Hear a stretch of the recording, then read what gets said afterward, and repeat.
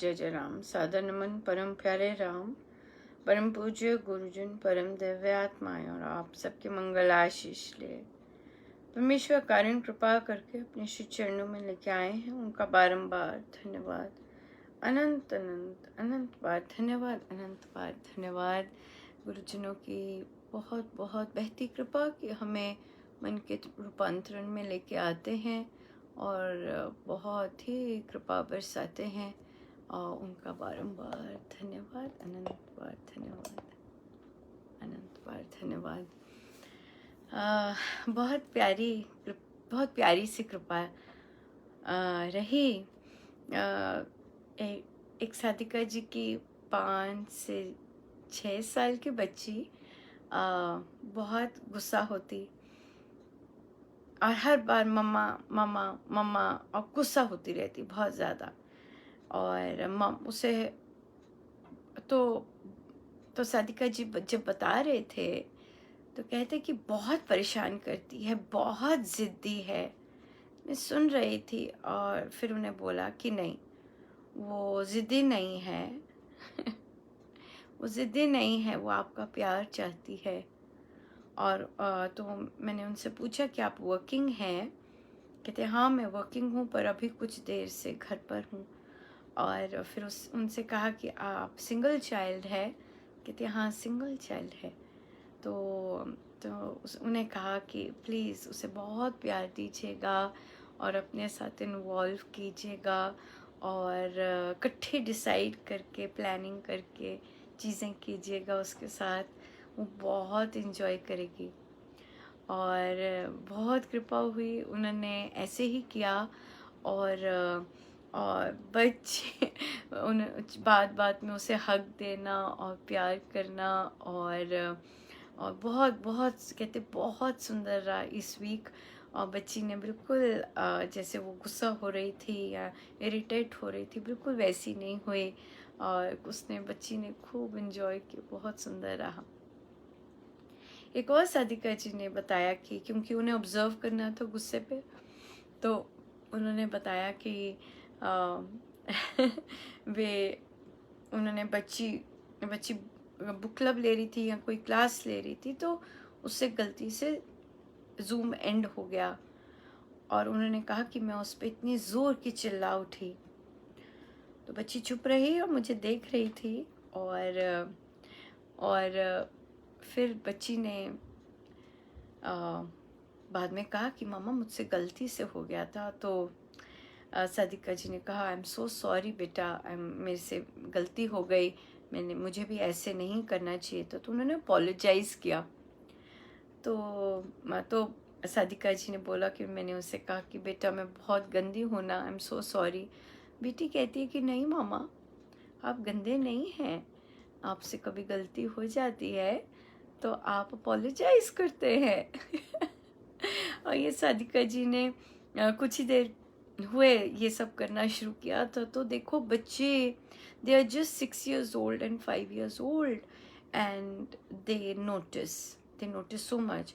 और साधिका जी ने बोला कि वह भी करती है कि आई एम सॉरी, गलती हो जाती तो आई एम सो सॉरी, मेरे से गलती हो गई।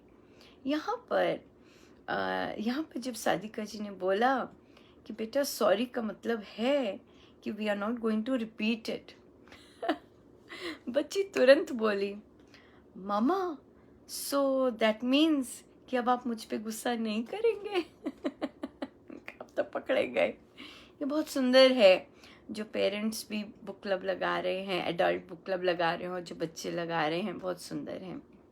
कई पेरेंट्स एडल्ट बुक क्लब नहीं लगाते और शायद ये टॉक्स भी नहीं सुनते और शायद उन्हें इधर जो भी कार्य होते हैं वो सब पसंद भी नहीं है।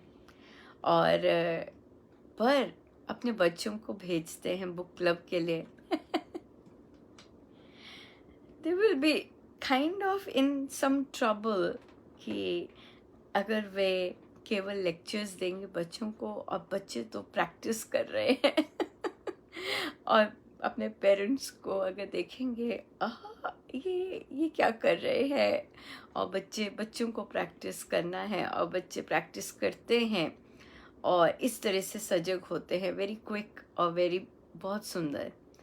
बहुत सुंदर रहने वाला है जब ये बच्चे ग्रेजुअली बुक्स में से ग्रो करेंगे और बहुत सुंदर रीज़न आउट और बहुत सुंदर समझ करके अपना जीवन डिसीजंस ले पाएंगे, क्योंकि बहुत सुंदर चीज़ें सिखाते हैं। आज देखिए, आज शनिवार है आपका, और आज तो इंस्पायर आएगा, और इंस्पायर में भी बहुत सुंदर महाराज की बहुत दया है, बहुत कृपा है कि वे करते हैं। बहुत सुंदर, बहुत केवल कृपा ही है, बहुत कृपा है और केवल कृपा ही है। बहुत कृपा है। गुरुजनों का बहुत बहुत धन्यवाद, अनंत अनंत धन्यवाद ऐसी कृपाओं के लिए। आइए हम परमात्मा मिलन पे चलते हैं, और हमारा है वेद में भक्ति पृष्ठ 11। वेद में भक्ति।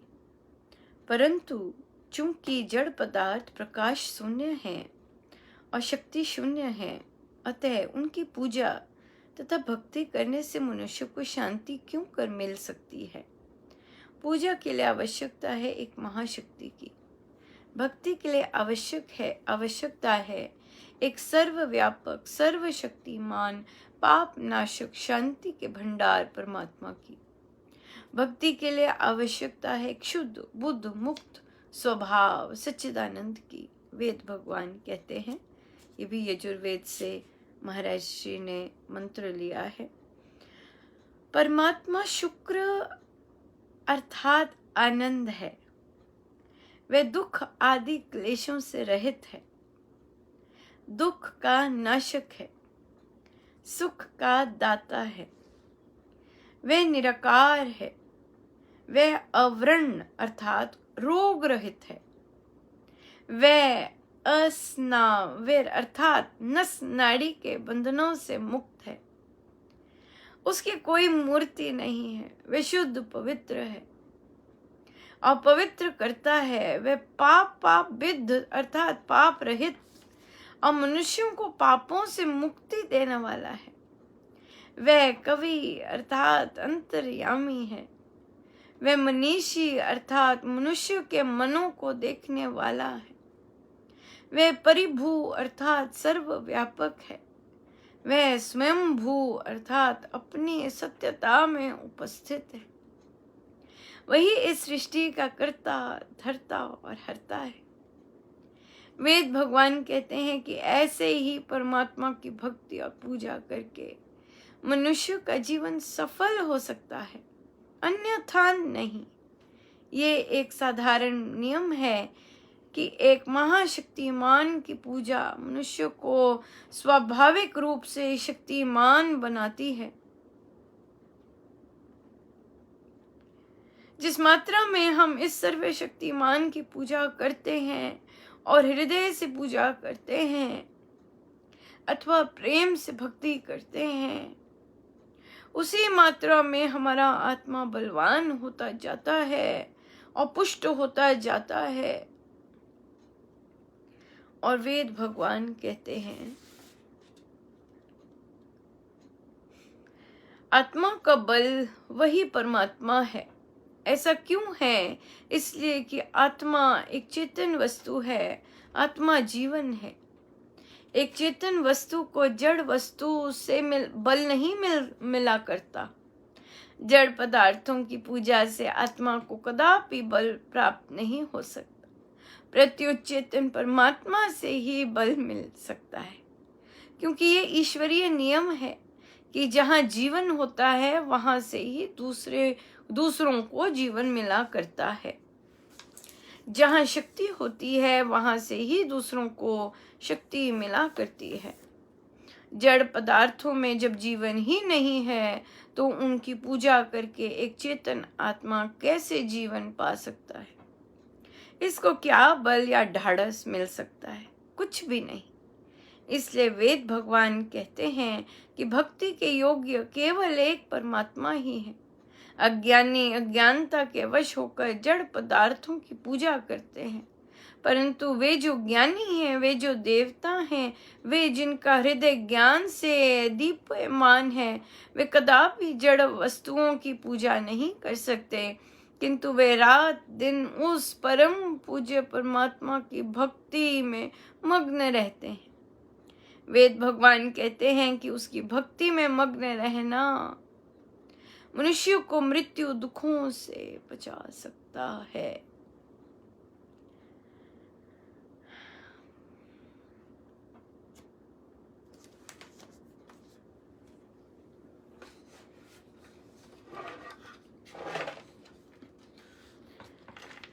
तेरे बिन और नहीं जाना,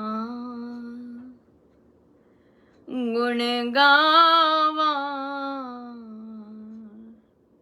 नित तेरे, तेरे बिन और नहीं जाना, गुण गावा नित तेरे, तेरे बिन और नहीं जाना, गुण गावा नित तेरे, तेरे बिन और नहीं जाना, गुण गावा नित तेरे, तेरे बिन और नहीं जाना, गुण गावा नित तेरे, तेरे बिन और नहीं जाना, गुण गावा नित तेरे, तेरे बिन और नहीं जाना, गुण गावा नित तेरे, तेरे बिन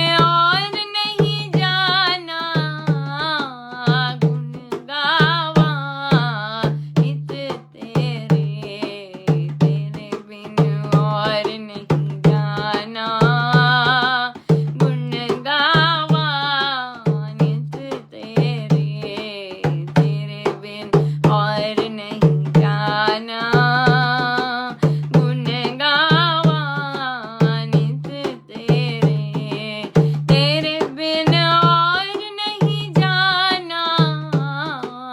गुण गावा नित तेरे, तेरे बिन और नहीं जाना, गुण गावा नित तेरे, तेरे बिन और नहीं जाना, गुण गावा नित तेरे, तेरे बिन और नहीं जाना, गुण गावा नित तेरे, तेरे बिन और नहीं जाना,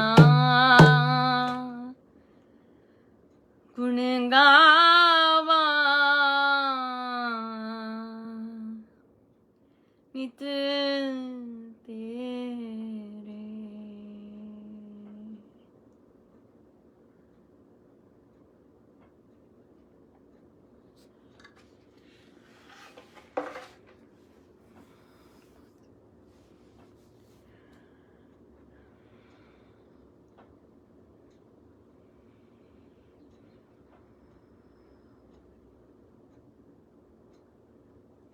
एक साधिका जी ने शेयर किया कि उनके विवाह को लगभग 15 वर्ष हो गए और अपने स्वयं के परिवार में भी उनके पिता नहीं थे, तो उनके सौतेला परिवार था सारा। और जब उनका विवाह हुआ, उनकी माँ की यही इच्छा थी कि काश इसे अच्छा घर मिले। और जब वो घर मिला तो बहुत ही कष्टदायी, कुछ नहीं बोलती वे, अपना राम नाम का सहारा चलता। तो उन्होंने बताया कि कैसे उनके जो सास ससुर और ससुराल वाले थे, पति भी साथ देता था। पता नहीं किसी पीर बाबा, क्योंकि काम चलता नहीं था, किसी पीर बाबा के पीछे पड़ गए और बाबा जी के लेके जाते इस बहू को। पता नहीं बहुओं के पीछे क्यों पड़ जाते, और बहुओं को लेके जाते और बाबा के मंदिर में बिठा देते और बैठा रहना पड़ता कई बार कितने कितने घंटे।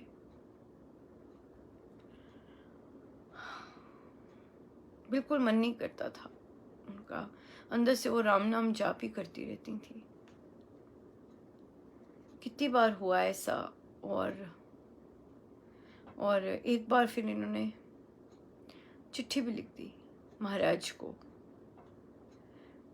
जब ये लिख रहे थे और जिस तरह की बात कर रहे थे, इन्होंने कहा मैंने पति को चिट्ठी दी कि आप पोस्ट कर दें इस एड्रेस पे वगैरह वगैरह। बहुत सारे प्रश्न भी उठ रहे थे, पर वो तो हो चुका जो हो चुका। और उसके बाद महर्षि का पत्र आया कि तेरा बाबा राम है, कोई भी तेरा बाल से पंखा भी नहीं कर सकता। और अगले शनिवार हिम्मत करके पति को कहा कि मैं नहीं जाऊंगी इस बाबा के पास, मैं नहीं जाऊंगी। और महाराज की तो कृपा हुई, मना कर दिया। अब सास ससुर ने तो जो भी घर का पैसा था ले लिया पति से। अब पति कंगाल, पति के पास कुछ नहीं है, उसके अपने घर वालों ने ही ले लिया। ये जो पत्नी साथ दे रही है, कैसी मंद बुद्धि होती है यहाँ, कैसे प्रारब्ध कितने कसे हुए होते हैं। और आदमी देख ही नहीं सकता, उसे दिखता ही नहीं है। ये प्रारब्ध ही होते हैं, है ना, कि वो जो इस कठिनाई में भी तुम्हारे साथ दे रही है, उसको वो हर पल धमकाता रहता है, अलग कर दूंगा, अलग कर दूंगा, अलग कर दूंगा। ना आदमी, जैसे हमने कितनी चर्चाएं इसकी की भी हैं कि ना पैसे का अकाउंट देता है पत्नी को। अभी पढ़ी लिखी हैं ये, पर किस काम का पढ़ा लिखा ना, जब आप अपने पैरों पे नहीं खड़ी हो। उनको है कुछ प्रॉब्लम जिसके कारण वो घबराती हैं काम करने से, पर नहीं, निकलना चाहिए। इस तरह का जीवन तो नहीं सही है, दूसरे पे डिपेंडेंट और दूसरे की यूं ही सुनते रहना, मनाते रहना। कहती हैं वो कितना बड़ा आदमी होगा, लगभग 40-45 का होगा, मनाती रहती है, मिन्नतें करती रहती है, कई बार तो मुंह में भी खाना डालती है। मैंने कहा हे भगवान, ये क्या करती हैं आप, बस कीजिए ऐसा सब करना। पता नहीं क्यों करती, आई थिंक मोह होता है बहुत ज्यादा ना, क्योंकि बट नेचुरल है शायद, क्योंकि मिला नहीं होता, बचपन से प्यार नहीं मिला होता, और फिर एक पति मिल जाता है जैसे कि सिर्फ सब वही, उसके अलावा तो कुछ मेरा जीवन है ही नहीं। ऐसे ही बनाया जाता है लड़की को बहुत जगहों पे अभी भी, कि बस केवल यही है, और दुर्गति कर देते हैं। मतलब ना, मतलब वो तो समझते ही नहीं है। गहने तक बेच डाले लड़की के, बहू के गहने तक बेच डाले, तो क्या बरकत होएगी ना घर में, हो ही नहीं सकती बरकत। जब आप स्त्री का सम्मान नहीं करते हो, नहीं होती बरकत। जितने मर्जी पूजा पाठ करते जाओ, जितने मर्जी बाबों के चले जाओ, वो जो घर में बैठी है ना, उसको बार बार दुलत्ते देना, नहीं आएगी मुस्कुराहट चेहरे पे, चैन नहीं मिलता, और धन तो आता ही नहीं है। भाई माँ लक्ष्मी है, माँ लक्ष्मी चाहिए। जो घर में जो स्त्री है, उसका जब तक सम्मान नहीं होगा, नहीं आने वाला कुछ भी, नहीं होने वाला कुछ, ऐसे ही चलते जाएंगे। जिस दिन समझ आ जाएगी पार्टनर को और थोड़ी इज्जत देने लग जाएगा, उसी दिन से दिन बदलने लग जाएंगे। पर अगर नहीं, और जो बिन कारण स्त्री को तंग करते हैं, प्रारब्ध होते हैं, पर अपना वो चीज हम बदल भी सकते हैं, हम जानते हैं, हम वो बदल भी सकते हैं। और कर सकते हैं। अपनी चॉइस होती है, अपना चयन होता है, अपना चयन होता है नए बीज डालने का, बिल्कुल चयन होता है नए बीज डालने का। सो इसलिए हम करें और आदर दें, स्त्री को आदर दें। वो थिक एंड थिन में नॉनसेंस सुनती हुई लगी रहती है, पर हाँ अब उसे स्टॉप करना है। अब बोला है उन्हें कि अब राम नाम लो, कहते चलते फिरते अनुपमा में लेती हूँ, बट बैठ के मैंने कहा नहीं, बिल्कुल नहीं, वो मेडिसिन है। चलते फिरते तो कब हम संसार से चिपक जाते हैं, और देखिए कितना कुछ हो जाता है, और हम कितना घबरा जाते हैं, कितना हमारा आंतड़ियां बिल्कुल सिकुड़ जाती हैं। राम जाप की गिनती करके अपना नियम निभाना है। वो औषधि है, उसके बगैर नहीं हम चल सकते, वो औषधि है।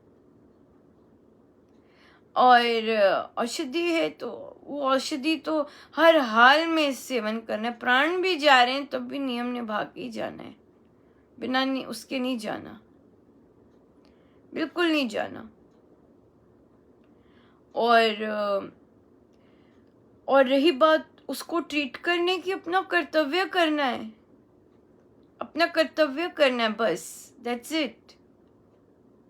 वो रिस्पॉन्स देता है नहीं देता, नखरे मारता है, मैंने नहीं खाना, ना खाए, ऐसे भी नहीं जीने देता। वो रख देती हैं, प्लेट में डाल के रख देती हैं, घर में उसके घर फोन कर देता है कि देखो मुझे पूछा नहीं। वो बुलाती रहती है, 3 घंटे अपने फोन पे लगा रहता है, झूठा भी है। बरकत कैसे होगी भाई, कैसे आएगी लक्ष्मी, भूल जाओ। सो इसलिए महिला को अपने पैरों पे खड़े होना ही होना है। कोई बात नहीं, महाराज है, महाराज का बहुत बड़ा आशीर्वाद है। अगर कोई अंग ठीक भी नहीं है, कोई बात नहीं, सब कुछ हो जाएगा। आप करना शुरू करो, ऐसे आदमियों से नहीं होने वाला कुछ भी। उनके पास तो ईंधन ही नहीं है कुछ करने का, वो क्या कर सकेंगे, कुछ नहीं कर सकते। कोई शुभता ही नहीं है, कोई मंगल कुछ भी नहीं है, विचार ही नहीं अच्छे हैं। और अगर अच्छी संगत मिली है तो कुछ भी नहीं करते अच्छे, कुछ नहीं होने वाला उनसे। उनके सहारे मत बैठिए, और उनको आप अपना बिजी हो जाइए, जॉब कीजिए, पढ़ाई कीजिए, सीखिए नई नई चीजें, और कमाइए, चलाइए, सब कर सकती हैं आप। अरे इतना कहर सहती हैं वो, और संसार में कमाना तो बड़ा इजी है। ये जो भारतीय महिलाएं हैं, जितना तूफान, जितनी कर्कशता अपने परिवारों से सहती हैं, ये तो कुछ भी सह सकती हैं, कुछ भी कर सकती हैं। इतनी सहनशीलता, इतना कुछ सहना कोई साधारण शक्ति थोड़ी ना होती है, बहुत जबरदस्त शक्ति होती है। कुछ भी कर सकती हैं, ये करना भी चाहिए, बिल्कुल करना चाहिए, और लगे रहना चाहिए। और कीजिए, निकलिए बाहर और कमाइए। एक चीज नहीं कर सकते, दूसरी चीज कीजिए। आपके पास राम नाम है, और अगर आप राम को अपना रक्षक मानते हैं, अंग संग मानते हैं, तो आप कुछ भी कर सकती हैं, कुछ भी कर सकती हैं। उसको जिसमें तो एक पर्सन भी सदाचार नहीं, उसको बैठे रहने दीजिए, फोन पर देखता रहे और हाथ पैर मारता रहे, कुछ नहीं होता ऐसे लोगों का। ये ऐसे ही रहते हैं, ऐसे ही रहते हैं। कंप्लेन करते हैं, दुखी रहते हैं और दूसरों को भी दुखी करते हैं। सो अब से हंसते रहिए, खुश रहिए, नाम जाप कीजिए और अपनी कमाई का साधन ढूंढिए। बिल्कुल मेरे पास आते हैं कि ये कर लीजिए, अनुपमा ये फॉरवर्ड कर दीजिए, अगर किसी को जॉब चाहिए। मैं परमेश्वर से ही विनती करती हूँ कि प्रभु अपने ही साधन बना दीजिए, क्योंकि मैं ये एक ही काम ठीक है मेरे लिए, यही वाला। और बाकी प्रभु कृपा करें सबके साधन बने, स्पेशली महिलाओं के तो डेफिनेटली बने, जो कि आर्थिक स्थिति और विशेषकर अपने पतियों से और हर जगह से बिल्कुल ही पिटी हुई हैं और पढ़ी लिखी हैं। करना चाहिए, अपने आप को ऐसा नहीं समझना चाहिए कि मैं नहीं कर सकती। राम नाम वाले सब कुछ कर सकते हैं। और महाराज का तो इतना सुंदर आशीर्वाद है कि बाबा है तेरे, राम तेरे बाबा है, तेरा बाल भी बांका नहीं हो सकता। क्यों घबराना? फिर वो धमकी देता है मैं इसको अलग कर दूंगा, कागज बना दूंगा। कॉन्फिडेंट रहिए, मुस्कुराइए, बोलिए आई लव यू, तेरे को मेरी जैसी नहीं मिलनी। ना बोलिए ये, डर जाओगे आप फिर से, बट बोलिए या आई स्टिल लव यू, बोलिए और चले जाइए। Let him grow. इस तरह से मत ट्रीट कीजिए कि 45 साल पे भी मनाते हुए मुंह में खिला रहे हैं। He doesn't deserve it.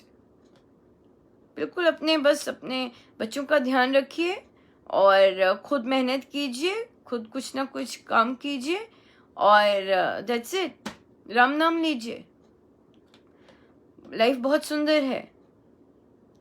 और ऐसे तरसते हैं जब उसके लिए, तो राम से हम सबको प्रार्थना करनी है, परमेश्वर हमें आप मिल गए हैं।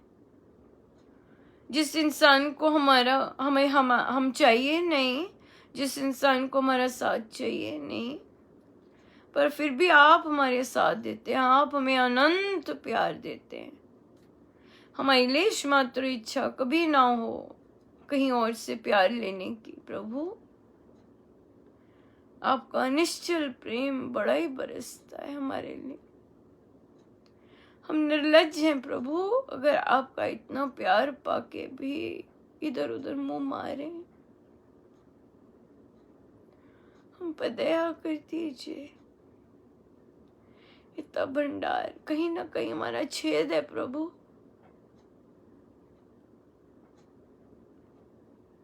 कहीं ना कहीं हमारा छेद है।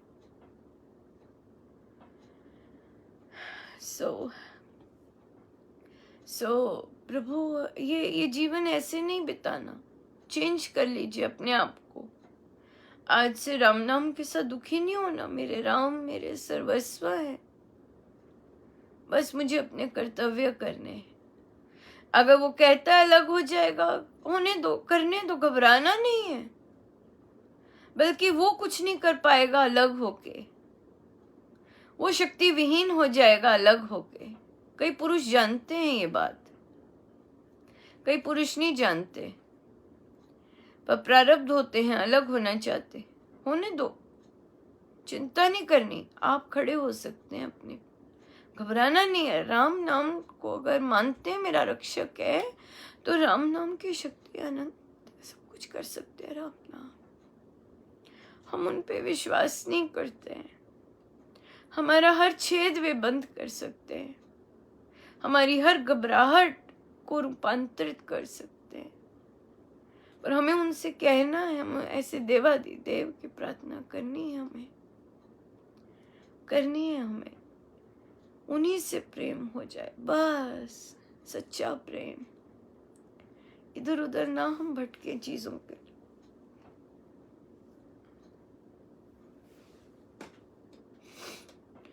इसी तरह से एक और प्रश्न आया। बहुत परेशान थे 2-3 दिनों से। उनके पति की अचानक हार्ट अटैक से मृत्यु हो गई 1.5 वर्ष पहले। संयुक्त परिवार है, बहुत बड़ी फैक्ट्री है, बहुत और बहुत काम अभी भी है। अब ये सादिका जी के 2 बच्चे हैं और बाकी भाइयों ने कह दिया कि छोटा, वो सबसे छोटे थे वो, और बहुत काम करते थे। कहते उसने घपला किया था, इससे हम पैसा नहीं देंगे, और थोड़े से पैसे दे देते हैं, पर कहाँ गुजारा होता है। इतनी बड़ी, कहते करोड़ों के हैं, पर देते नहीं है, निकाला नहीं जाता इनके लिए पैसा। तो कहती हैं कि मैं कितनी बार कहती हूँ कि मुझे जाना है, तो एक बार तो ले भी गए, कैबिन बनवा के खाली बिठा दिया, और कंप्यूटर पर मुझे कुछ आता नहीं, कह दिया ये टेंडर है, ऐसे नहीं जाना, सिस्टमैटिकली जाना है। और हिस्सा तो क्या देंगे, एज ए एम्प्लॉय बेशक जाइए, यूं ही रकम पकड़ा देते हैं। और तो कहते बात नहीं करते ऐसे। तो कहते कोई कागज भी लाए थे, तो मैंने कहा नहीं, मैं साइन नहीं करूंगी ये कागज, मुझे दूसरे कागज बनवा के दीजिए। तो वहाँ कहते हैं कि ये आप कैसी बातें करती हैं, और ऐसा कैसे करें हम, आप हमारी इज्जत नहीं रखती। का बिल्कुल परवाह नहीं करनी है, बिल्कुल नहीं करनी, पर शालीनता से बात करनी है, लड़ाई झगड़े से नहीं करनी। उन्हें स्टेप बाय स्टेप जाना है। जब भी कोई नया काम शुरू करते हैं, या कुछ आता नहीं है, जैसे फैक्ट्री में जाने कुछ आता नहीं है, उसके बारे में कहते सीखने भी नहीं देते, कहते सीखने भी नहीं देते, कुछ भी नहीं पता करने देते। कहते हमारी इज्जत। और देखिए, जिनको खोखली इज्जत की बात होती है और फिर वो गढ़े हुए नहीं हैं। अगर एक बहू का वहाँ जाके पूछना कामकाज कैसे होता है, क्या करते हैं, इसमें झूठी इज्जत होती है। Don't bother. क्योंकि देखिए, आपने अगर इस फील्ड में जाना है, आपको बहुत सारी चीज़ें शट डाउन अपनी करनी पड़ेंगी, बहुत सारी चीज़ें लेट गो करनी पड़ेंगी, और आपको स्वयं बहुत सारे स्टेप्स लेने पड़ेंगे, और घबराना नहीं है। छोटी छोटी चीज़ों में भी पैसे अगर कुछ आते हैं तो बोलते हैं हम काट के देंगे, ऐसे देंगे, वैसे देंगे। तो अब उन्हें कहा कि एज अ मालिक मत जाइए, देखिए वहाँ पे कौन कौन सी पोस्ट होती हैं। कहते कैसे देखूं, मुझे कुछ बताते नहीं हैं। बोलिए नहीं, इस तरह नहीं है। उन्हें कही मुझे ट्रेनिंग दिलवाइए, और आपकी इज्जत व्यवहार से होती है, मेरे किसी से प्रश्न पूछने से इज्जत घटेगी नहीं, बल्कि बढ़ेगी, कि कैसे बहू सीख रही है, बढ़ती है ऐसे इज्जत। तो उन्हें कहिए कि मुझे ट्रेनिंग दिलवाएं, मैं मैनेजर की पोस्ट पे, या जो भी और देखिए कैसी पोस्ट है, जाना पड़ेगा, खुद से जाएं। अगर गाड़ी दी है जाने के लिए, जाइए, गाड़ी लेके जाइए ऑफिस में, देखिए, पूछिए उनसे। हर चीज़ के लिए परमिशन मत मांगिए कि मैं ये कर लूँ। नहीं, आप उस घर की बहू हैं, आपके पति ने बहुत काम किया है उस फैक्ट्री के लिए, और इसी भाव से जाइए। घबराने पर हर चीज़ की परमिशन पूछती रहेंगी तो कुछ भी नहीं मिलने वाला। खुद से जाइए, और वहाँ जाके देखिए क्या क्या सिस्टम होता है, कैसे हयाकी होती है, कौन कौन सी पोजीशंस हैं। देखिए कि आपको कौन सा पसंद आएगा। ऐसे नहीं जो भी आपको काम दे दिया टेंडर करो, न सिर न पैर, न ट्रेनिंग दी और ऐसे बिठा दिया। ऐसे नहीं करिए, तैयारी के साथ जाइए, और पूछिए और देखिए लोगों के वहाँ से जो भी पोजीशन में है, और वहाँ पता करके आइए कैसे सिस्टम बनता है, कैसे करना होता है। जितना पूछेंगे उतना पता चलेगा। एक शिष्य बन के जाइएगा, मालिक बन के मत जाइएगा, शिष्य बन के जाइएगा। बेशक रिसेप्शनिस्ट से पूछिएगा कि कैसे होता है, रिसेप्शनिस्ट के पास बैठ जाइएगा, वहां से पूछिएगा, पियोन के साथ बैठ जाइएगा, वहां से पूछिएगा, यहाँ इनसे इनसे मित्रता कीजिए। आप देखें हमारे प्रेम कवि जो रोपण के कितने आशीर्वाद कोरियर वाले भाइयों से आते हैं, उन्हीं का आशीर्वाद था। उन्होंने ऐसी बुक पढ़ी, कहते ये तो स्कूलों में जानी चाहिए, बस ये कोरियर वाले भैया का आशीर्वाद था। किसी को भी हर से सीखिए, हर से सीखिए। लर्नर का मतलब ये होता है कि हम हर से, किसी को हम छोटा या बड़ा नहीं मानते। बड़े बड़ों से क्या सीखेंगे अगर वो सिखाने कोई नहीं रेडी, जो देने कोई नहीं रेडी, उससे क्या सीखना है? उसके पास है ही नहीं कुछ देने को। एक्चुअली जो देने को तैयार नहीं है, ज्ञान देने को तैयार नहीं है, उसके पास स्वयं कुछ नहीं है और वो कभी भी छिन सकता है। आपको वहां पर नौकरी लेनी, नौकरी कीजिए वहां पर। क्यों? क्योंकि समय का कुछ पता नहीं है। अगर छोटे भाई को कुछ हो गया, अगर किसी बड़े भाई को कुछ हो जाता है, क्या होगा? नौकरी लेंगे वहां पर, नौकरी तो इंटैक्ट रहेगी ना, कंपनी तो है, किसी न किसी कोई चला रहा है। जब आप एक एक एक एम्प्लॉय बन के कंपनी के काम धाम सीखेंगे, तब आपको बड़ी चीजों का भी पता लग जाएगा। पहले शिष्य बनना होता है, शिष्य बन के काम करना होता है।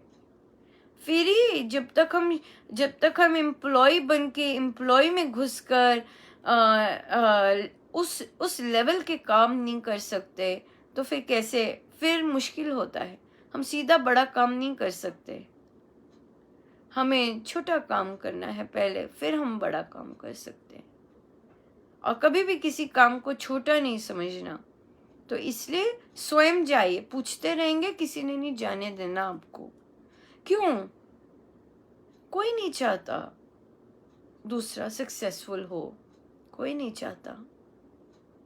ये अकेले की यात्रा होती है, क्योंकि जब हम स्ट्रगल करते हैं हम हमेशा अकेले होते हैं।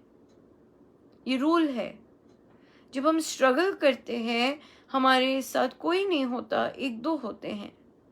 तो जब हम सक्सेसफुल होते हैं बहुत भीड़ आ जाती है, तब क्या करना? इसलिए ये स्ट्रगल का फेज है, घबराना नहीं है।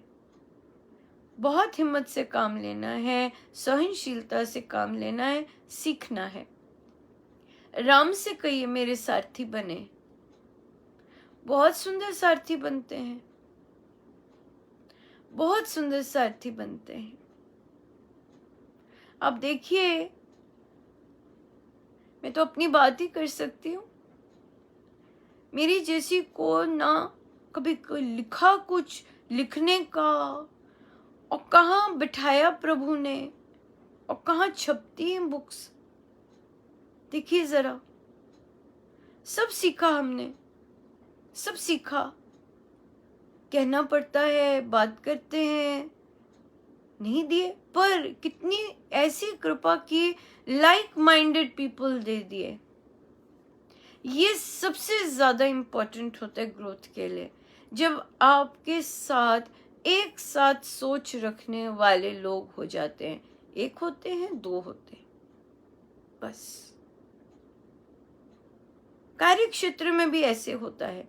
आप कुछ अलग सा करना चाहते हैं, परमेश्वर की कृपा बरस रही होती है, कोई ना कोई एक दे देगा जिसकी थॉट प्रोसेस आपके साथ मिलता है।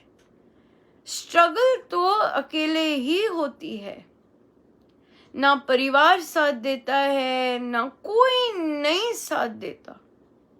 केवल जो काम दिव्यता काम करवा रही होती है वे साथ देती है, क्योंकि हमारा तो उसके सिवाय कुछ होता नहीं है। और वे एक दो बस दे देते हैं, दैट्स इट। वो होना चाहिए सारथी, केवल वे, दैट्स इट।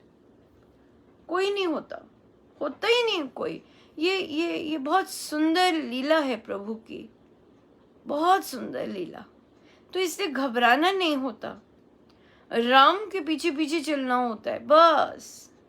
वे रास्ता दिखाते हैं, पर अटूट अटूट, बस आपके सिवाय कुछ नहीं, आप बताते जाओ, आप बताते जाओ। कुछ नहीं पता होता, कुछ नहीं। पब्लिश भी खुद करना, कवर भी खुद बनाना, बस प्रिंटर जी मिल गए, कितनी कृपा हुई। पता कुछ भी नहीं पता, पर बड़े सुंदर काम किया, बड़ा सुंदर। और देखिए कहाँ कैसे महाराज लेके जाते जा रहे हैं।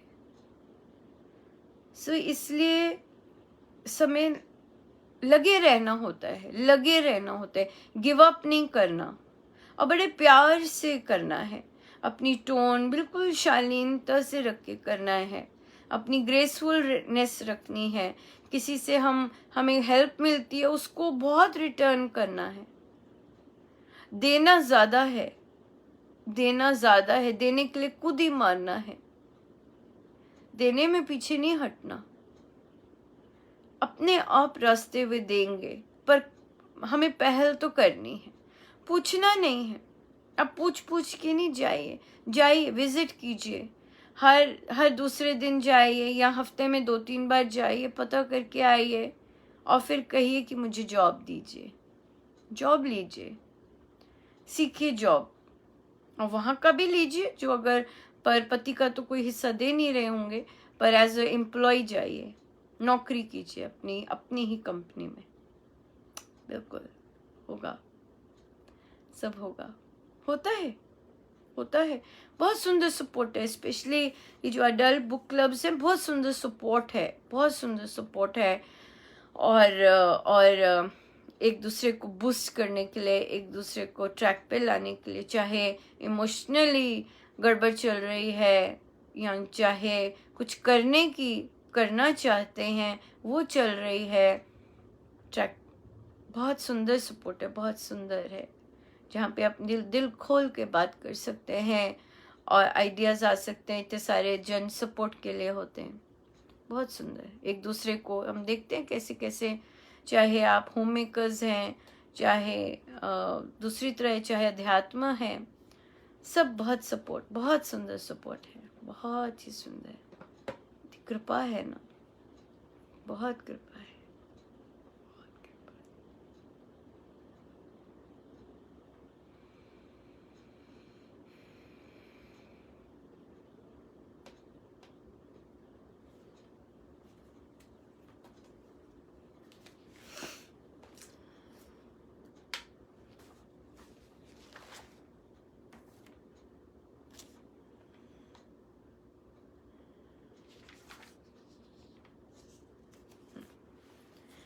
फिर प्रश्न आया कि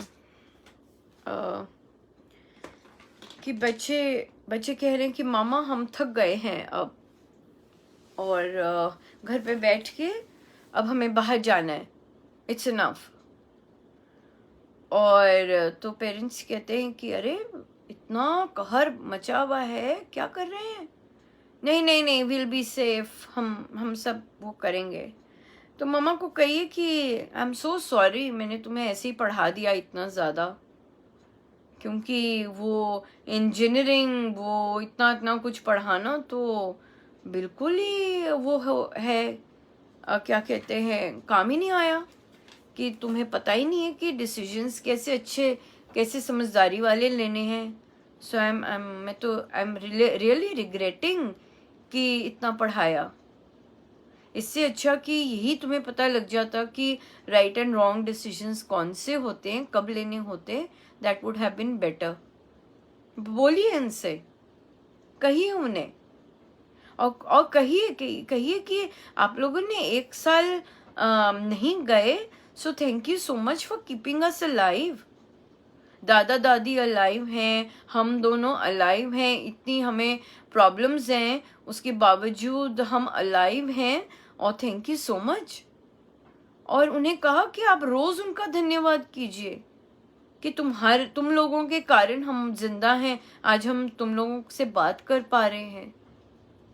बिल्कुल निडर होके कहिए, thank you so much, for giving us life. क्योंकि अब तो इंडिया में तो आ गया ना कि बच्चों को भी बहुत स्पीड से पकड़ रहा है यंग। सो इसलिए बोलिए thank you so much for keeping our family intact, we really are grateful. कीजिए इस तरह से बात। और घबराना नहीं है इस तरह की बात करके। आप बोल दीजिए नंबर है ना, अगर नहीं मानते, अगर फिर भी जाते हैं और वापस आके सबको बीमार करते हैं, तो उन्हें कहिए पता है ना क्या प्रोसीजर है, कहाँ लेके जाना है, कौन कौन से नंबर कांटेक्ट करने हैं। अगर घर में एक के बाद एक किसी को होने लग जाए, do you have the numbers, do you know where to गो।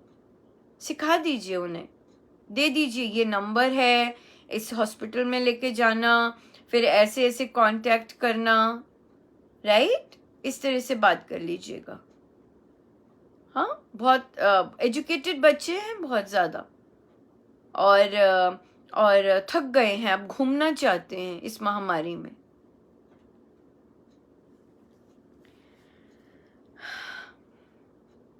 फिर एक कोट आया था, बहुत सुंदर कोट आया था कि कैसे एक साधिका जी ने अपने बच्चे को बताया, समझाया कि तुम्हारी विवाह नहीं होने दूंगी क्योंकि तुम्हें महिलाओं से बात करनी नहीं आती, आदर करना नहीं आता, इससे मैं तुम्हारा विवाह नहीं होने दूंगी। इस पर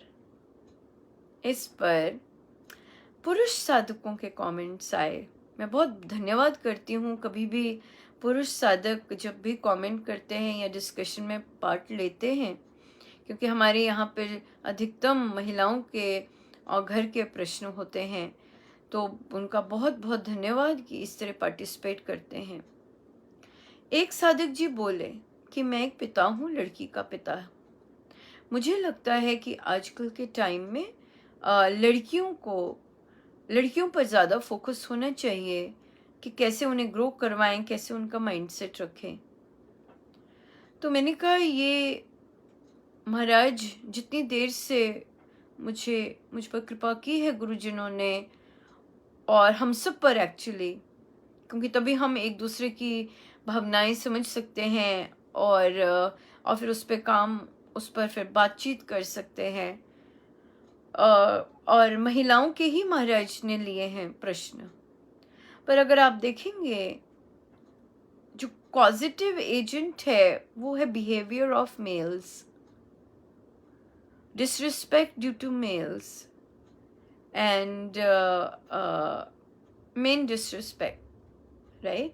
और तो वहाँ पर क्योंकि बहुत वैरायटी ऑफ फीमेल्स है, चाहे रिच है, चाहे बहुत गरीब है, चाहे पढ़ी लिखी है, चाहे बिल्कुल पढ़ी लिखी नहीं है, वहाँ पर बिहेवियर एक का ही आता है। ऐसा नहीं कि महिलाएं दोषी नहीं है, पर मेरे पास जो महाराज इधर जो प्रश्न भेजते हैं उसकी बात मैं कर रही हूँ। तो वहाँ पर फिर ये आया कि हमारे बच्चों को सिखाया नहीं जाता। हमें लड़कियों पर तो बिल्कुल फोकस किया जाता है कि इन लॉज से कैसे बात करनी है, पति का कैसा ध्यान रखना है, यहाँ तक कि उसकी एजुकेशन भी इसीलिए करवाई जाती है ताकि लड़का अच्छा मिल जाए। मतलब उसे लड़के के लिए तैयार किया जाता है, विच इज़ नॉट करेक्ट। दो वो एक ह्यूमन बीइंग है, उसे अपने लिए ग्रो करना है, ना कि किसी के लिए। क्योंकि लड़का इस तरह नहीं ग्रो होता। लड़के को नहीं बताया जाता कि तू लड़की के लिए भी है, लड़के को नहीं बताया जाता। ना लड़के को बताया जाता है कि जो तेरी इनकम है वो तूने शेयर करनी है। हाँ, कुछ फैमिलीज में जिन मदर्स जो सिखाते हैं या ऐसे रहा होते हैं, वहाँ लड़के, वहाँ ऑफ कोर्स ऐसे नहीं है कि सारे ही ऐसे हैं, ऐसी बात नहीं हो रही है कि अधिकतम है। लड़कों को नहीं बताया जाता कि लड़की को इस तरह से अश्लील ढंग से नहीं देखना। लड़की गली से, रोड पे, बस में, कहीं भी सेफ नहीं है, सिनेमा हॉल्स में नहीं है, क्योंकि लड़कों को बताया नहीं जाता कि ये ऑब्जेक्ट टू टीजिंग नहीं है, डिसरिस्पेक्ट नहीं है। इस तरह नहीं करते। चाहे गांव के लड़के हैं, वहां भी नहीं सिखाया जाता, कहीं नहीं, कोई पुस्तक ही नहीं है, कोई कुछ नहीं है, इस तरह का लिटरेचर कहीं बाहर ही नहीं आता जहां पर कुछ बच्चों को, मेल चिल्ड्रन को बताया जाए कि कैसे बिहेव करना है और कैसे महिलाओं के साथ ट्रीट करना है उन्हें। नहीं है कुछ भी, मुझे तो नहीं पता लगा। मैंने तो आज तो कोई पुस्तक नहीं पढ़ी या दिखी या कोई चर्चा सुनी, इस तरह से नहीं, कभी नहीं आती। तो इसलिए ये मैंने लिखा, मैंने कहा ये मुझे महाराज ने गिफ्ट दिया है कि to educate the male child.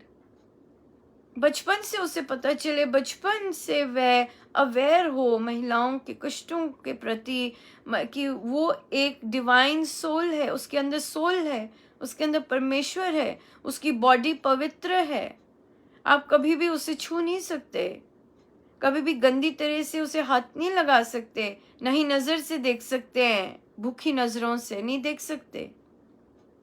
वो कोई ऑब्जेक्ट नहीं, वो इंसान है। तो इसलिए ये सिखाया नहीं जाती, ये सिखाना है। तभी आजकल की मदर्स को मैं धन्यवाद करती हूँ जो इस तरह के, देखिए इस तरह की कितनी सुंदर बोल्ड बातें लेके आती हैं और अपने बेटों से स्वयं कर रही हैं। जब पिता डिसरिस्पेक्ट करता है माँ को, तो माँ बोलती है, कई साधिकाएं बोलने लगी, ऐसे नहीं बनना है, महिलाओं को ऐसे नहीं ट्रीट करते, बहुत भारी कर्म फेस करने पड़ते हैं। बच्चों को, बॉयज को कर्मों के बारे में नहीं बताया जाता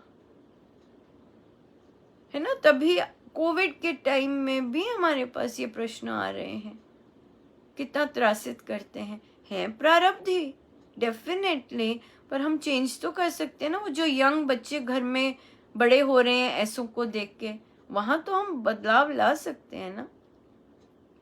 तो मैंने कहा ये तो मेरा गिफ्ट है और इसका तो बीजारोपण हो चुका है और हम तो कर चुके, महाराज कर चुके हैं इस चीज़ का बीजारोपण, कि यंग बॉयज़ को हम अवेयर करवाएं कि किस तरह से बात की जाती है। कई मेल साधकों को भी नहीं आता बोलना, फीमेल्स के साथ नहीं आता, गंदी तरह से बोलते हैं, लेबल बेशक साधक हों इस तरह से। सो इसलिए क्योंकि उन्हें सिखाया नहीं जाता, उनके ऊपर और कोई लेबल लगा होता है। So this is very important, you know. So yeah और सबसे सुंदर बात इसमें यह है, एक महिला ही बता सकती है कि वो किस चीज को डिसरिस्पेक्ट मानती है। एक महिला ही बता सकती है कि कौन सी चीज सही नहीं है, कौन सा स्पर्श, कौन सी बात सही नहीं है। पुरुष क्या बताएंगे? तो ये तो महिला को ही बात करनी पड़ेगी अपने पुत्रों से, है ना। माँ को ही करनी पड़ेगी, माँ ही बता सकती कि नहीं बेटा, इस तरह का स्पर्श अच्छा नहीं होता है, इसे गंदा बोलते हैं, इसे गलत बोलते हैं, इस तरह से नहीं बैठा करते महिला के साथ, ये इस तरह बोलते हैं, आदर से बैठना होता है, इस तरह से भी। ये जब तक आप कॉन्वर्सेशन नहीं करेंगे तब तक उस बेचारे को कैसे पता लगेगा। मुझे कभी भी मुझे दोष नहीं होता, दोषारोपण नहीं होता मेल्स पर। मुझे एक ही चीज आती है, अज्ञान ही पाप का मूल कारण है, उन्हें पता ही नहीं है ऐसा नहीं करना है। तो कई लोग इस चीज को आर्ग्यू नहीं लेते, जो और ज्यादा अपनी सेल्फ रिस्पेक्ट रखती हैं, वो कहती नहीं, एक मानव को पता होना चाहिए दूसरे मानव के साथ कैसा बिहेव करते हैं, पर नहीं पता होता। मेरा यहाँ पे ये आता है कि नहीं पता होता, सिखाना होता है ये चीजें, ये बतानी होती है बचपन से बच्चों को चीजें। इस पर एक और साधक जी आए, उन्होंने कहा कि बचपन में तो चलो बता दो, अब ये 25 साल का कौन सा सीखने वाला है। बहुत अच्छा लगा, कहते ये क्या सीखेगा अब, 25 साल पे इसमें क्या आने वाला है, ये कौन सा बदलाव लाएगा। तो वहाँ उन्हें लिखा कि नहीं जी, हमने तो जब मौका मिले वहाँ दे देना है। जब माँ को पता है, एक माँ को पता है कि मैंने बचपन में कभी ऐसी बातचीत नहीं की, एक माँ को पता है, राइट। जब माँ को पता है कि मैंने कभी अपने बच्चे के साथ ऐसी वार्तालाप नहीं की है, और आज उस माँ ने सीखा है, चाहे उसका बच्चा 25 साल का है, चाहे 22 साल का है, चाहे 10 साल का है, चाहे 5 साल का है, जिस दिन माँ ने सीखा है कि ओ अच्छा ये बात करते हैं, क्योंकि माँ को भी नहीं पता होता, तभी तो इंस्पायर है क्योंकि माँ को भी नहीं पता होता कि ऐसी बात हमें करनी है, क्योंकि हमारी हमारी हमारी संस्कृति में ये चीज़ मिसिंग है बहुत ज़्यादा। और माँ महाराज के शब्द हैं ये कि कई कई कुरीतियाँ आज के टाइम में हैं और हमें उसे ठीक करना है और किसी को तो बुरा बनना पड़ेगा। ये शब्द है महाराज के प्रवचन में 2011 सो इसलिए वहाँ पर हमें तो जब अगर माँ आज जागी है कि उसका बच्चा 25 साल का है, वो 25 साल पे बता सकती है, जब जागो तभी सवेरा। तो उन्हें बोला कि नहीं, हम जब भी बीजारोपण करें, हमें जब भी मौका मिले अच्छे संस्कार देने का, हम दें, क्योंकि माँ को पता है ये मैंने चीज़ नहीं दी हुई अपने बच्चे को, ये मिसिंग है, तो वो दे, उसके पास मौका है तो दे। पर हाँ, सफलता केवल बच्चा मानेगा कि नहीं मानेगा, सुनेगा कि नहीं सुनेगा, करेगा कि नहीं करेगा, ये हमारे हाथ में नहीं है, फल हमारे हाथ में नहीं है, किंतु बीज तो महाराज संस्कार डालने ही है ना। हम जब महाराज के पास जाएंगे अपने जीवन पर्यंत, उन्होंने ये नहीं देखना कि तुम्हारे एक्शन से क्या क्या हुआ, उन्होंने ये देखना है कि तुम्हारा एक्शन क्या था और कैसा था, किस तरह से था, ये देखना है। ये नहीं देखना कि उस एक्शन के कारण क्या क्या हुआ। फल तो परमेश्वर के हाथ में, परमेश्वर अपनी ही चीज थोड़ी ना देखेंगे। बात है कि हमने कौन सा बीज डाला, ये इम्पोर्टेंट है। और डालना तो है ही हमें, जो चीज़ हमने नहीं दी अपने बच्चों को, वो तो देनी ही देनी है, देनी ही देनी है, राइट। बहुत सुंदर ना, बहुत ही सुंदर बहुत प्यारा।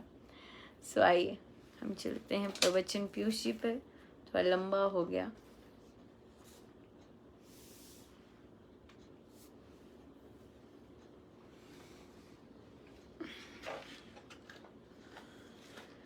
शुक्राना शुक्राना सतगुरु तेरा, शुक्राना शुक्राना शुक्राना सतगुरु तेरा, शुक्राना आज भी तेरा शुक्राना, कल भी तेरा शुक्राना, रोज रोज तेरा शुक्राना, शुक्राना शुक्राना सतगुरु तेरा, शुक्राना शुक्राना शुक्राना सतगुरु तेरा, शुक्राना शुक्राना शुक्राना सतगुरु तेरा,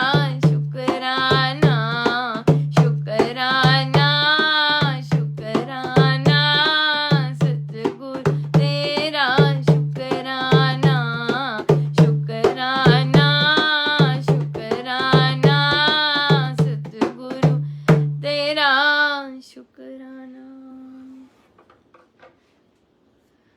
पृष्ठ है 247 देव और असुर, देव और असुर। एक स्त्री बड़ी ज्ञान चर्चा करती थी, खूब पाठ किया करती थी।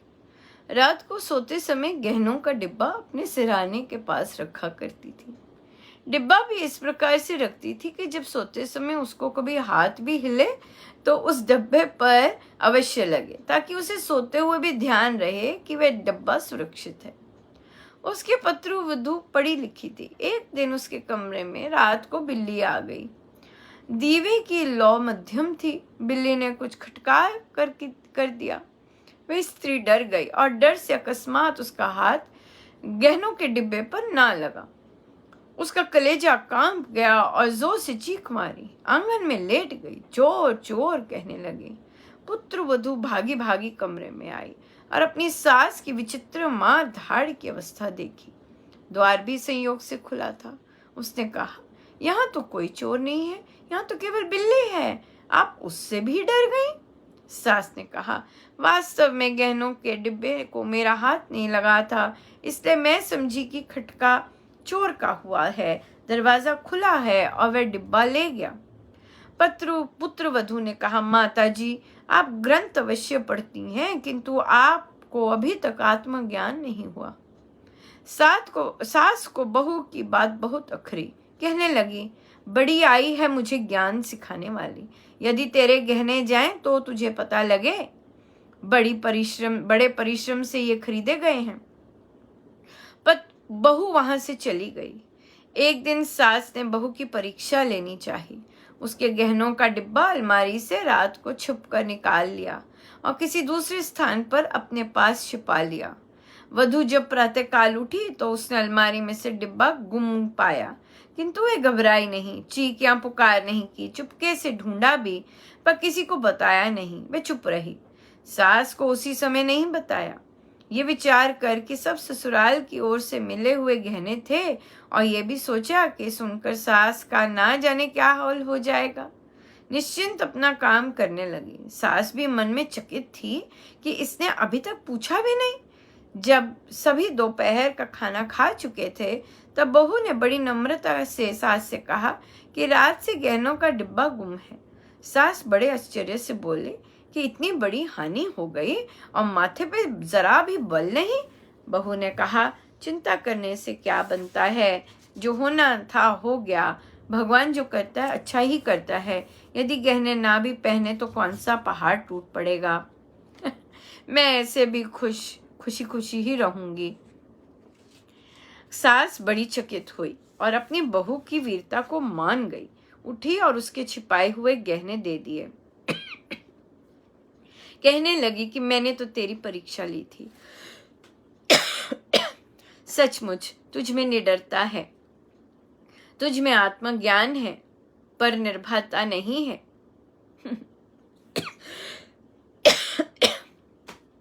ये निर्भरता का बड़ा बल है। इस प्रकार की बातें कहने से जिसमें निश्चय ना हो कोई भी लाभ प्राप्त नहीं होता। साथ साथ मनन भी होना चाहिए। देव पूर्णतः निर्भय होते हैं। जो इस आत्मज्ञान को मनन करता है, हरि यश वर्णन करता है, उसमें निर्भयता आ जाती है। लोग आज भी यही कहते हैं कि अंग्रेज का काल अच्छा था, राज्य अच्छा था, अपने राज्य को कोसते हैं। ठीक बात यह है कि राज्य मिलने के साथ साथ लोगों के मन नहीं बदले, उनमें परिवर्तन नहीं आया। दुर्बल जातियों में अवगुण ही अवगुण होते हैं। जो निर्भय जातियां हैं उनमें अधिक गुण होते हैं। यदि कोई रोटी खाता हुआ भी दुर्बल रहे तो ये समझना चाहिए कि उस पर खाया हुआ भोजन प्रभाव नहीं करता, उसे भोजन लगा नहीं। इसी प्रकार यदि सत्संग में आने से मन में भय बना रहे तो यही समझना चाहिए कि आत्मा को निश्चय नहीं हुआ और सत्संग लगा नहीं। क्या प्रसाद है। निर्भय, बिल्कुल निडरता से सत्य चीज कहें, सत्य चीज कहें, वही सुंदर है, वही शांति है, वही शांति है। जो घपलेबाजी करते हैं उन्हें पता ही नहीं चलता वे घपलेबाजी कर रहे हैं। बहुत सुंदर है। एक बच्ची बहुत बीमार है और काफी देर से बीमार है। बुक क्लब करती, और उसने हिल टू सक्सीड भी किया, और बहुत वज़न भी कम हो गया बच्ची का, कुछ लग नहीं रहा, खाना नहीं लग रहा, टेस्ट नॉर्मल आ रहे हैं। माँ कहती है अब मैं महंगे डॉक्टर के पास जाऊंगी। बच्ची जप यज्ञ में पार्ट ले रही है, और माँ कहती है वो लेटे लेटे अपना जप करती है अपनी गिनती देने के लिए। बच्ची है 10वीं क्लास की, 10वीं पास कर ली, और अपनी माँ को कहती है राम मेरे सहायक हैं, और मेरे डॉक्टर तो डॉक्टर हैं, मेरे जो डॉक्टर हैं वो मेरे महाराज हैं, डॉक्टर हैं मेरे। क्या बात है, क्या बात है। मतलब अगर बच्चा सीखे तो ये बात बनती है।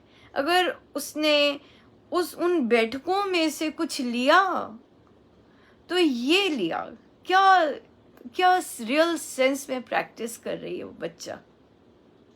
तो माँ कहती मैं नहीं, तुम बच्ची कहती है आपको महंगे डॉक्टर के पास जाने की जरूरत नहीं है, आप आराम से नॉर्मल डॉक्टर के पास जाइए, और टेस्ट डेफिनेटली करवाने, टेस्ट नहीं ठीक हो रहे होंगे, यहाँ टेस्ट का ही है पर कि पता नहीं लगा क्या रोग है बच्ची को, पर फिर भी वो लगी हुई है, उसने जाप नहीं छोड़ा, क्योंकि बुक क्लब के बच्चे जाप कर रहे हैं, वो बच्ची ने अपना नियम का जाप कर रही है।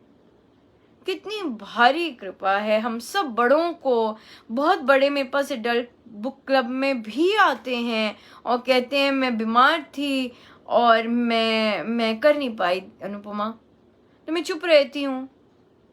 पर ये देखिए महाराज ने कितना जबरदस्त एग्जाम्पल भेजा है बड़े एडल्ट्स के लिए, कि बच्चा देखो बीमार है, 10 वजन उसका घट गया, 10 किलोग्राम, बच्चा कितना बीमार है और कितने दिनों से बीमार है, और पेरेंट्स पूर्ण रूप से आर्थिक स्थिति नहीं है ठीक।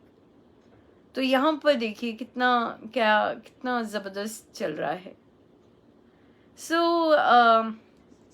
सीखना चाहिए। देखिए कैसा कैसा गुण है बच्ची में, निर्भय है, वो घबरा नहीं रही, निर्भय है। राम मेरे सहायक है ये बोलती है, और डॉक्टर है मेरे महाराज, और अपना नियम निभाती है। कितने प्रसन्न हुए होंगे महाराज ये सुनकर और ये देखकर, कितना जबरदस्त कि बड़े बड़ों के नंबर कम रहे और ये बच्चा देखो पूरे नंबर से भी आगे ले गया। कितना सुंदर है। सीखें कि किसी भी परिस्थिति में नियम नहीं भंग करना, किसी भी परिस्थिति में अपना जाप नहीं बंद करना। कितना सुंदर है। परमेश्वर खूब कृपा करे ऐसे बच्चों पर और ऐसे साधकों पर भी, जिनको ड्रिप लगी होती है पर अपना नियम कर रहे हैं, जिनको जो क्वारंटीन में है 1 सेकंड नहीं अपना नियम छोड़ते। नहीं, कोई एक्सक्यूज ही नहीं है, कोई एक्सक्यूज ही नहीं है। इतनी जबरदस्त डेडिकेशन है। मृत्यु हो रही है तब भी नहीं छोड़ रहे, कुछ नहीं। क्या जबरदस्त है। ऐसे ही बनना है हमें।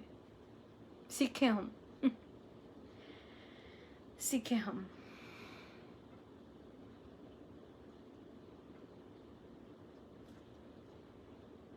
अपने प्रभु, अपने गुरुजनों के श्री चरणों में बारंबार नमन, अनंत बार नमन।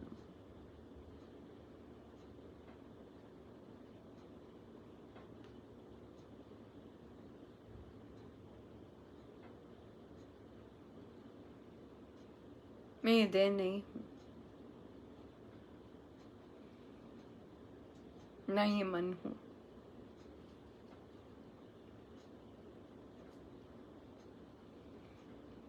ना ही नसें हूं, ना ही आंतड़ियां हूं, ना ही बुद्धि हूं। मैं तो अनंत शुद्ध चेतना, अनंत शुद्ध प्रकाशमय, आनंदमय, सदा एक रस रहने वाली, पीड़ा से दूर, उदासी, नकारात्मकताओं से बहुत दूर आत्मा हूं।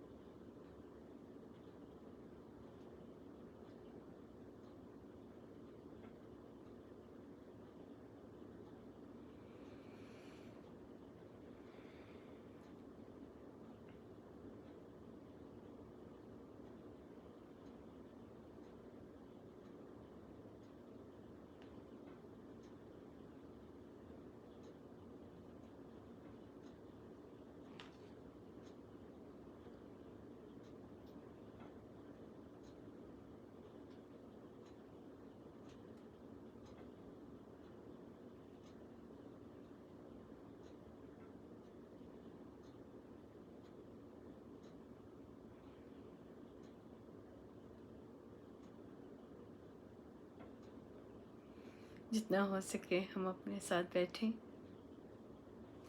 सब गुरुजनों का उन्हीं के श्री श्री चरणों में जय जय राम, जय जय राम, जय जय राम।